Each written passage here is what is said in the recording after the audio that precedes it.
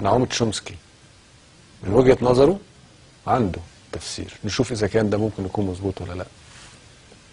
Those who addressed the hundreds of people who gathered to celebrate FAIR was the world-renowned political dissident and linguist Noam Chomsky. This is some of what he had to say. The U.S. and its allies will do anything they can to prevent authentic democracy in the Arab world. The reason is very simple. Across the region, an overwhelming majority of the population regards the United States as the main threat to their interests. In fact, opposition to U.S. policy is so high that a considerable majority think the region would be more secure if Iran had nuclear weapons. In Egypt, the most important country, that's 80%. Similar figures elsewhere.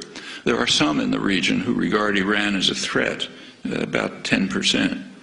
Well, plainly the U.S. and its allies are not going to want governments which are responsive to the will of the people.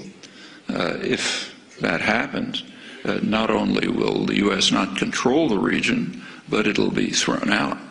What about Egypt, most important country, but not a major center of oil production? Well, in Egypt and Tunisia and other countries of that category, there is a game plan which is employed routinely, so commonly it takes virtual genius not to perceive it. But when you have a favored dictator, for those of you who might think of going into the diplomatic service, you might as well learn it. When there's a favored dictator and he's getting into trouble, support him as long as possible, full support as long as possible. When it becomes impossible to support him, like, say, maybe the army turns against him, business class turns against him, then send him off somewhere, issue ringing declarations about your love of democracy, and then try to restore the old regime, maybe with new names. And that's done over and over again.